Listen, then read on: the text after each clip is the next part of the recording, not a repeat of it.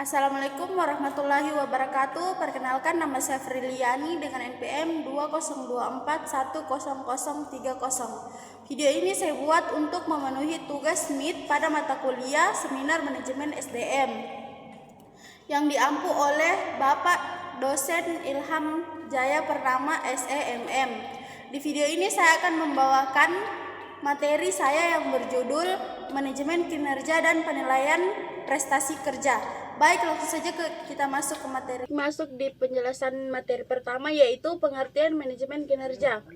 Manajemen kinerja adalah proses sistematis untuk merencanakan, memantau, menilai, dan meningkatkan kinerja individu maupun organisasi agar tujuan yang telah ditetapkan dapat tercapai secara efektif dan efisien. Tujuan manajemen kinerja yaitu yang pertama, meningkatkan produktivitas kerja, menyelaraskan tujuan individu dengan tujuan organisasi. Yang ketiga, mengembangkan kompetensi karyawan. Yang keempat, memberikan dasar penilaian kinerja yang objektif. Selanjutnya masuk di sistem penilaian prestasi kerja. Pengertian penilaian kinerja adalah proses sistematis yang menilai, mengukur, dan mengevaluasi hasil kerja seseorang, karyawan atau pegawai dalam periode tertentu berdasarkan standar atau kriteria yang telah ditetapkan. Fungsi penilaian kinerja yang pertama, umpan balik kinerja adalah informasi atau tanggapan yang diberikan kepada individu, karyawan atau pegawai mengenai hasil kerja, perilaku atau pencapaiannya dibandingkan dengan standar atau tujuan yang telah ditetapkan. Yang kedua, kompensasi dan promosi itu seperti penghargaan kepada karyawan berupa balas jasa dan kenaikan jabatan. Yang ketiga, identifikasi kebutuhan pelatihan adalah proses untuk menentukan jenis pelatihan apa yang dibutuhkan oleh individu atau organisasi agar dapat meningkatkan kinerja dan mencapai tujuan secara efektif. Ada beberapa metode, yaitu metode tradisional. Yang pertama, rating scale atau skala penilaian. Metode ini menilai kinerja karyawan menggunakan skala angka atau kategori, misalnya 1 sampai 5. Tahu sangat baik atau sangat buruk. Yang kedua, checklist atau daftar periksa.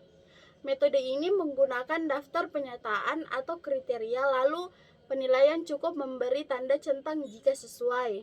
Yang ketiga, essay method, yaitu metode esai. Metode ini dilakukan dengan cara menuliskan deskripsi kinerja karyawan secara naratif.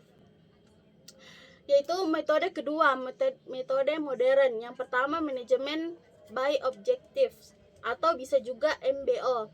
Metode ini menilai kinerja berdasarkan pencapaian tujuan yang telah disepakati bersama antara atasan dan karyawan. Fokusnya pada hasil kerja atau output. Yang kedua, Key Performance Indicators atau KPI. Metode ini menggunakan indikator kinerja utama yang terukur untuk menilai keberhasilan pekerjaan. KPI biasanya berupa angka atau target tertentu. Yang ketiga, 360 days appraisal. Penilaian dilakukan dari berbagai sumber seperti atasan, rekan kerja, bawahan, bahkan diri sendiri. Selanjutnya kita masuk di tantangan penilaian kinerja, yaitu tantangan umum terbagi menjadi 4 poin. Yang pertama, subjektivitas penilai. Penilaian sering dipengaruhi oleh pandangan pribadi penilai, bukan berdasarkan data atau fakta yang objektif. Yang kedua, bias penilaian. Adanya kecenderungan seperti favoritisme, efek halo, menilai baik karena satu kelebihan atau stereotip terhadap karyawan tertentu. Yang ketiga, ketidakjelasan indikator kinerja. Standar atau ukuran kinerja tidak jelas sehingga penilaian menjadi tidak konsisten dan sulit dipahami. Yang keempat, resistensi karyawan. Karyawan merasa tidak nyaman atau menolak penilaian karena dianggap tidak adil atau tidak transparan. Baik, kita sudah masuk di bagian kesimpulan. Kesimpulannya, manajemen kinerja adalah proses berkelanjutan untuk meningkatkan kinerja individu sesuai tujuan organisasi. Penilaian kinerja penting untuk umpan balik, promosi, dan pelatihan dengan berbagai metode yang dapat digunakan agar efektif. Sistem harus objektif, transparan, dan mengatasi bias serta subjektivitas. Baik, sekian dari materi saya. Kurang dan lebihnya mohon dimaafkan. Wassalamualaikum warahmatullahi wabarakatuh.